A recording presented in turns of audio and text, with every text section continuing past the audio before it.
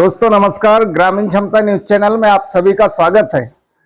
सबसे पहले मैं सभी अपने व्यूवर्स और सब्सक्राइबर्स को धन्यवाद देना चाहूंगा कि हमारे न्यूज चैनल पर जो सब्सक्राइबर्स की संख्या 53,000 से भी अधिक हो चुकी है। इसके लिए सभी व्यूवर्स और सब्सक्राइबर्स को बहुत बहुत धन्यवाद। दोस्तों आज हम खबर लेकर के आए, हम लोकसभा चुनाव से जुड़ी हुई खबरें हैं जो अभी 4 चरण पूरे हो चुके हैं, 3 चरण का चुनाव अभी बाकी है। जो 5वां चरण का चुनाव है जो 20 तारीख को अभी होने वाला है। तो हम इस बार की जो खबरें लाए हैं जिसमें माननीय प्रधानमंत्री नरेंद्र मोदी जी ने क्या बोला, गृह मंत्री अमित शाह जी ने क्या बोला, और हाल ही में सोशल मीडिया पर चल रही है अभी हर दिन जो खबरें चल रही है जबरदस्त तरीके से स्वाति मालीवाल की, उसकी सच्चाई क्या है, इस पर भी आपको इस वीडियो में सुनने मिलेगा। 400 पार की जो चर्चा हो रही थी, 400 पार की चर्चा कहां पर जाके रुकती है ये भी आपको हम बारी बारी बताने का प्रयास करेंगे। केजरीवाल जी जेल से छूट करके आते हैं और छूटकर आने के बाद जो धड़ाधड़ भाषण देते हैं, उस भाषण में उनने क्या बोला और उससे बीजेपी में कैसी हलचल मची है वो भी आप इस न्यूज में देखेंगे। फिर जो राहुल गांधी है, राहुल गांधी ने क्या बोला ये भी हम बताएंगे कि उनका एक टकाटक वाला भाषण खूब वायरल होता है। तो हम आपको बारी बारी एक सरल भाषा में आपको ये सब खबर बताने का प्रयास करेंगे। सबसे पहले हम आपको बता दें कि जो प्रथम चरण से लेकर के 4 चरण तक के चुनाव में जो मतदान का प्रतिशत एकदम कम रहा, उस पर अमित शाह जी भोपाल आते हैं और अमित शाह जी कुछ मंत्रियों को कहते हैं कि उनके कार्यकाल में उनके क्षेत्र में जो मतदान कम हुए उसका खामियाजा उनको भुगतना पड़ सकता है। गृह मंत्री अमित शाह जी ने भाषण में एकदम क्लियर कर दिया है, उन्होंने कहा है कि पिछली बार की तुलना में इस बार लगभग 4% मतदान कम हुआ है और बीजेपी इसे बर्दाश्त करने के मूड में नहीं है। जब पहले चरण का मतदान संपन्न हुआ था और आंकड़े सामने आए तो पता चला कि पहले चरण में ही मध्य प्रदेश में कुल 7% मतदान कम हुआ है। इससे नाराज होकर अमित शाह ने चेतावनी दे दी थी कि जिन मंत्रियों के विधानसभा में कम वोटिंग होना पाया जाएगा उन्हें मंत्री पद से बाहर कर दिया जाएगा। इसके बाद पता चला है कि चुनाव संपन्न होने के बाद मध्य प्रदेश की 9 सीटों पर कम वोटिंग हुई है और ये वो सीट है जहां वे विधायक मध्य प्रदेश सरकार में कैबिनेट मंत्री बने हुए। इनके नाम है दिलीप अहिरवार, इंदल सिंह कंसाना, नरेंद्र शिवाजी पटेल, प्रद्युम्न सिंह तोमर, विजय शाह, राकेश सिंह, नागर सिंह चौहान, चैतन्य कश्यप, विश्वास सारंग। इनकी अपनी विधानसभा क्षेत्रों में 1 से 6% तक मतदान कम हुआ है। ऐसे में अब बीजेपी आला कमान इनको लेकर चुनाव परिणाम के बाद कुछ बड़े गंभीर निर्णय ले सकता है। बीजेपी ने इस चुनाव में अपनी स्थिति देखते हुए जो नहीं कहना था भाषणों में वो भी नेताओं ने बोल दिया है। विकास के बाद बुलेट ट्रेन से शुरू होकर मंगलसूत्र से भैंस पर आकर रुक गई है। 5 किलो अनाज की जो बात चल रही कि जो 81 करोड़ जनता को 5 किलो राशन दिया जाता है, तो वही इंडिया गठबंधन की सरकार आने पर कांग्रेस का कहना है कि हम 10 किलो राशन देंगे। अब विकास की बात रही दूर, यहाँ विकास की चर्चा कम हो रही है, अपने 10 सालों के कामों की चर्चा कम हो रही है और अब राजनीति पूरी फ्री के रेवड़ी के ऊपर आकर के रुक जाती है। सोशल मीडिया पर चल रही खबर जो स्वाति मालीवाल की है, अरविंद केजरीवाल जी जैसे जेल से छूट के आना यानी बीजेपी के लिए बहुत बड़ा झटका माना जा रहा है। जैसे अरविंद केजरीवाल जी जेल से छूटकर आते हैं और उसी दिन अपनी धड़ाधड़ सभाएं लेना शुरू कर देते और सभाओं में उन्होंने कुछ 2-3 पॉइंट बोलकर एक बीजेपी की कमजोर नस को पकड़ लिया है।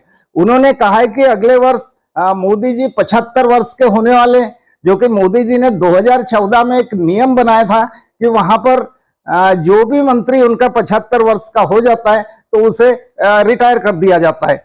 अब रिटायरमेंट का समय मोदी जी का आ चुका है, तो अरविंद केजरीवाल जी ने अपने भाषण में पूछा कि बीजेपी वाले प्रधानमंत्री किसको बनाएंगे, क्योंकि उनका तो रिटायरमेंट का समय आ गया है। तो एक बात हो जाती, दूसरी बात उन्होंने बोल दिया कि जैसे ही इनकी बीजेपी की सरकार बनती है तो वैसे ही मोदी जी सबसे पहले यूपी उत्तर प्रदेश के मुख्यमंत्री को चेंज कर देंगे। अब ये बयान पर बीजेपी के जो बड़े बड़े नेता है उनका कोई भी बयान नहीं आता है, तो ये भी एक सोचने की बात है। लेकिन योगी जी पलटवार तुरंत कर देते हैं। सीएम केजरीवाल जी के दिए गए इस बयान पर से जो पलटवार करते मात्र योगी जी का ही पलटवार आता है, बाकी किसी ने इस पर कोई भी बयान दिया नहीं है।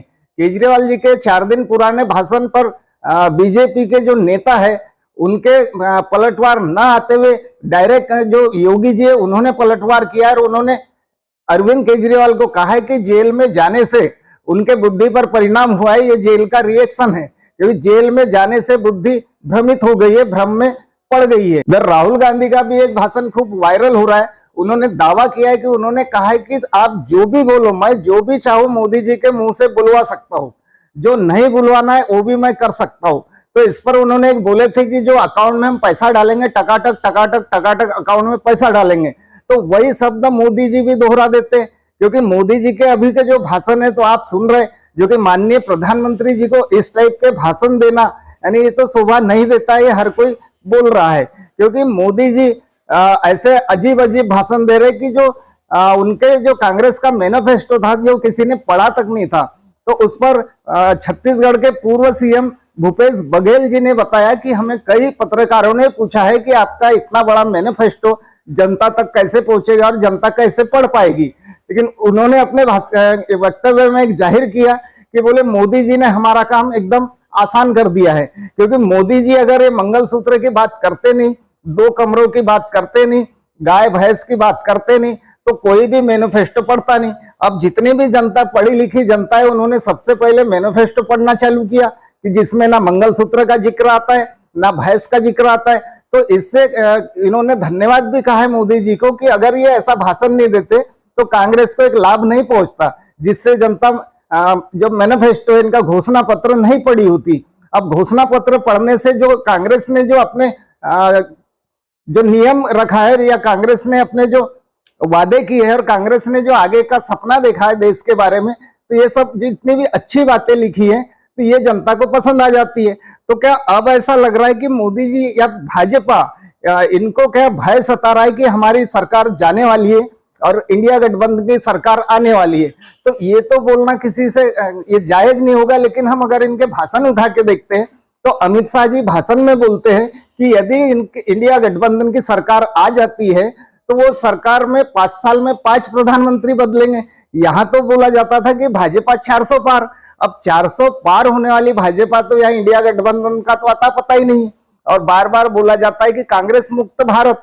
अब कांग्रेस मुक्त भारत बोलने वाले और जो 400 पार भाजपा को पहुंचाने वालों के मन में कैसा आ रहा है कि इंडिया गठबंधन की सरकार बन सकती है? क्योंकि मोदी जी ने भी ये बोल दिया कि यदि इनकी सरकार बनती है तो 5 साल के 5 प्रधानमंत्री बनेंगे। जब नहीं बनने की बात है कि जब कांग्रेस बुरी तरह हार रही है तो ये इनके मन में विचार कैसे आते? तो ये विचार का आना और मतदान का कम प्रतिशत होना, लोगों का घर से नहीं निकलना और भाजपा में जो कार्यकर्ता है उनमें उतना उत्साह ना दिखना, फिर मध्य प्रदेश में आकर मोदी जी का धमकी देना मंत्रियों को कि आपके क्षेत्र में जो मतदान कम हुआ है तो इसका खामियाजा आपको भुगतना पड़ेगा। तो क्या यहाँ के 8-9 जो मंत्री लोग हैं क्या उन पर गाज गिर सकती है? एक तो शिवराज सिंह चौहान के नाम पर, शिवराज सिंह के लाडली बहना वादे पर पूरा मध्य प्रदेश को जीतकर शिवराज सिंह ने बीजेपी के झोली में डाल दिया और आज शिवराज सिंह को दरकिनार कर दिया गया है। तो ये भी एक भाषण जो सीएम अरविंद केजरीवाल का है वो भी खूब वायरल है, क्योंकि वो भी जायज बोल रहे कि एक बड़े बड़े नेताओं को दरकिनार कर दिया गया है, बड़े बड़े नेताओं की राजनीति खत्म कर दी गई है। जैसे शुरू से हम सोचते हैं कि रिटायरमेंट वाला नियम पे आडवाणी जी, मुरली मनोहर जोशी, इनको तो निपटा दिया गया है, लेकिन अब इधर शिवराज सिंह को भी निपटा दिया गया है। तुम्हारे छत्तीसगढ़ के रमन सिंह का भी वही हाल हो रहा है। तो ये सब देखते हुए जनता को भी लग रहा है कि क्या भाजपा सही दिशा में चुनाव लड़ रही है या ये चुनाव लड़ने का एकदम सही तरीका है। अब यहाँ पर महाराष्ट्र की बात करेंगे हम, तो यहाँ पर महाराष्ट्र में संजय सिंह आम आदमी पार्टी के नेता और सीएम दिल्ली के अरविंद केजरीवाल जी आते हैं। भिवंडी मुंबई का जो उनका भाषण है, उन्होंने स्पष्ट कहा है कि जो बीजेपी है या मोदी जी है चोर है। तो चोर है इसलिए बोला है कि उनने इनकी पार्टियों ने क्या किया, ये पार्टी चोर का एक उल्लेख किया उन्होंने, जो कि उद्धव ठाकरे की जो शिवसेना थी उनका धनुष तीर कमान चोर लेते हैं, इधर से शरद पवार जी की घड़ी चोर लेते हैं। तो इस बातों पर उन्होंने कहा है कि ये चोर पार्टी है और ये चोरी का काम कर रही, क्योंकि चोरी कर करके सरकार बनाना क्या ये जायज है? तो ये भी जनता समझ रही है और जनता को समझ में आ चुका है। अरविंद केजरीवाल ने भी जो महाराष्ट्र में भाषण दिया है कि मैं कल ही जेल से आया हूं और जेल अगर वापस नहीं जाना है तो आपको इंडिया गठबंधन के जो चिन्ह है उनके बटन दबाना है। दिल्ली में भी उन्होंने जनता से यही अपील किया कि मुझे यदि फिर से जेल भेजना चाहते हो तो झाड़ू के बटन पे बटन को नहीं दबाना है, क्योंकि उनका और पंजाब के जो सीएम है भगवंत मान जी और अरविंद केजरीवाल जी, इनका वोट मांगने का जो तरीका है, इनका तरीका है अपने काम पर वोट मांग रहे। 2 साल में पंजाब सरकार ने जो जो काम किया उस काम पर वोट मांग रहे। दिल्ली में 9 से 10 साल पूरे हो रहे, वहां 10 साल तक अगर आम आदमी पार्टी ने अच्छा काम किया है तो वोट दीजिए, ये स्पष्ट कर रहे। लेकिन इस टाइप से भाजपा के जितने भी लोग हैं ये बोलने का दम कोई नहीं रख रहा है। उन्होंने जेल जाना पसंद किया लेकिन बीजेपी में जाना पसंद नहीं किया है, क्योंकि महाराष्ट्र की राजनीति आप देख रहे कि महाराष्ट्र की राजनीति में जेल जाना पसंद किए। जो 70,000 करोड़ के आरोपी लोग जेल न जाते हुए भाजपा में जाकर के खुद को उन्होंने डिप्टी सीएम बना लिया है। तो इस टाइप की जो राजनीति हो रही, अभी टोटल गिना जाए तो कई नेता लोग जो बीजेपी उनको रात दिन कोसती थी, रात दिन बोलती थी कि ये भ्रष्टाचारी है, भ्रष्टाचार किए हैं, तो वही भ्रष्टाचारी भाजपा में चले जाते हैं और भाजपा में जाने के बाद मंत्री बन जाते हैं और बड़े बड़े पदों पर आसीन हो जाते हैं। अंत में एक वायरल खबर हम आपको बता रहे कि जैसे इसके पहले आपने सुना था कि कांग्रेस से राधिका खेड़ा एक आरोप लगाते हुए बीजेपी में चले जाती है, तो उनके जो वीडियो आप देखेंगे तो वीडियो में आपको कमेंट पढ़ना होता है। कमेंट में जो लोग लिखते हैं सबसे ज्यादा वहां पे राधिका खेड़ा को लिखा गया है कि इनकी पहले से ही सेटिंग हो गई थी, ये पहले से बीजेपी में जाने तैयार थी। फिर न्यूज 24 पर वहां के उन्हें इंटरव्यू में पता चला कि उन्हें डायरेक्ट वहां के एंकर ने सवाल दागा है कि आपके मम्मी की जो कंपनियां चल रही तो उस कंपनी पर कोई आंच आ रही थी क्या, जिसका सेटलमेंट के लिए आप बीजेपी में गए। और कमेंट में लोग लिख रहे हैं कि इसको एक बहाना होना था, इसलिए पार्टी को और पार्टी के नेताओं को बदनाम करके इनको भाजपा में जाना था। क्योंकि इतने साल से जो 20 से 25 साल आपने कांग्रेस में निभाया, कांग्रेस में रहे, कांग्रेस के प्रवक्ता रहे और भाजपा की आप बखिया उधेड़ देते थे, और वही जाकर के एक दिन में इतनी जबान पलट जाती है उनकी कि पूरी कांग्रेस की बुराई शुरू हो जाती है और भाजपा की अच्छाई शुरू हो जाती है। तो ये ऐसे नेता लोग एक तो ये पार्टी के वकील होना चाहिए, या तो फिर मजदूरी पर या रुपए लेकर के प्रवक्ता बनते हैं और प्रवक्ता बनकर अपने पार्टी की तारीफ करना होता है। उसी प्रकार से दिल्ली की जो खबर आई है, अरविंद केजरीवाल के आने के बाद स्वाति मालीवाल ने आरोप लगाया कि अरविंद केजरीवाल के ऑफिस में हम गए तो वहां पर उनके साथ मारपीट होती है। अब जिस दिन मारपीट होती है उसी दिन वो थाने जाती है और थाने से वापस घर चले जाती है, और 4 दिन बाद फिर पता चलता है कि उनका जो मेडिकल होता है और मेडिकल में उनके चेहरे पर और शरीर के अन्य भागों पर मार पिटाई के निशान पाए जाते हैं। तो पहले ही दिन इनने करना था, तो जिस पर प्रेस कॉन्फ्रेंस करके आम आदमी पार्टी की नेता आतिशी ने स्पष्ट किया है कि ये केवल चाल है, ये फंसाने का तरीका है। अरविंद केजरीवाल को बेल मिलने से बीजेपी के पेट में भारी दर्द हो रहा है, तो ये दर्द सहन ना होने के कारण इन्होंने एक नया खेल खेला है कि अरविंद केजरीवाल को बदनाम करने का। उस दिन अरविंद केजरीवाल जी अपने ऑफिस में नहीं होते हैं और वो मिलते नहीं है। अब एक वीडियो जारी किया गया है, तो उस वीडियो में तो ऐसा दिख नहीं रहा है कि इनके साथ कोई मारपीट हो रही है, बस बातें हो रही है, बहस हो रही है, ये दिख रहा है। नहीं, हम यहाँ नहीं कर सकते। नहीं, अब यही होगा, यही होगा, जो करना है करो, और तुम्हारी भी नौकरी खाऊंगी अगर मेरे को टच करा तो सभी तो कह रहे हैं हम तो इसलिए कह रही हूँ हम्बली रिक्वेस्ट कर रहे हैं। मैंने अभी 112 पे कॉल कर दिया, लेट द पुलिस का, उसके बाद मैं बात करूँ। तो पुलिस भी तो बाहर ही आएगी, वो यहाँ तक नहीं आएगी ना। नहीं, कुछ नहीं होता, अब अंदर ही आएगी, जो प्लीज होगा please come with me, please madam बाहर चलो, प्लीज उठा के फेंक दो, उठा के फेंक। हम रिक्वेस्ट कर रहे हैं आपसे। हम तो रिक्वेस्ट कर रहे हैं, आज फेंक दो, आज आप पढ़े लिखे लोग हैं, हम आपके साथ ऐसा थोड़ा ये गंजा साला, प्लीज आप मैडम नहीं, आप ऐसा ना बोलें। जस्ट बिकॉज यार मारपीट का वीडियो उनके तो इसमें सीसीटीवी कैमरे में मिलना चाहिए और होगा भी। अगर मारपीट होती तो क्या वो महिला पहले ही दिन ऐसी शांत होती और खामोश रहती, उसी दिन वो जाकर के रिपोर्ट करती और डायरेक्ट वहां पर जो भी वहां के अरविंद केजरीवाल जी के पीए है, सीए है, जो भी कर्मचारी है, वो कर्मचारियों को पुलिस गिरफ्तार कर लेती। तो यहाँ भी जनता का ये मानना है, क्योंकि उनका वीडियो देखो तो वहां सब जो कमेंट कर रहे हैं, कमेंट में यही बताया जा रहा है कि इनका भी कोई नया गेम है और इसकी भी डील बीजेपी के साथ हो चुकी है, क्योंकि बीजेपी के पास कोई ऑप्शन नहीं बचे और उनके पास बीजेपी में कोई ढंग के नेता लोग नहीं है। ऐसा जनता मान चुकी है। इसलिए वो अन्य पार्टियों से चुरा चुरा कर ला रहे, धमकी देकर आ रहे, या ईडी की धमकी दे रहे, या सीबीआई की धमकी दे रहे, या उनके घोटाले उजागर करके उनको भाजपा में लाया जा रहा है और भाजपा का गले में पट्टा डाल दिया जाता है।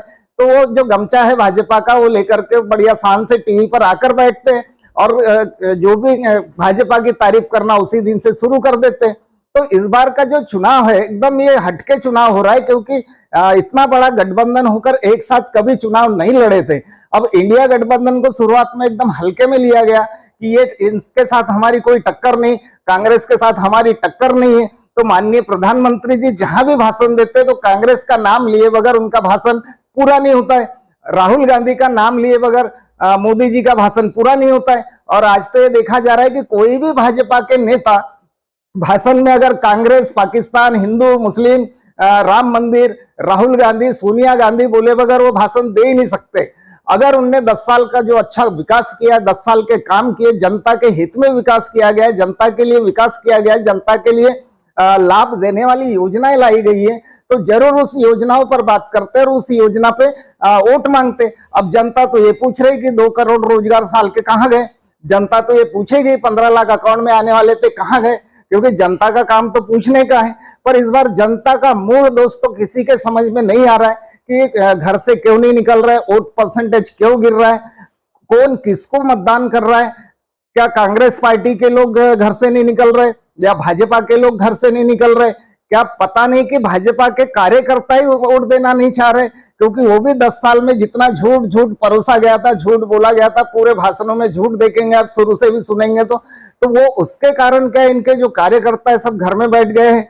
और क्या पता जो भाजपा वाले भी वोट देने जा रहे तो शायद हो सकता है कि वो पंजा की बटन दबा रहे, कोई हाथी की दबा रहे या कोई साइकिल की दबा रहे।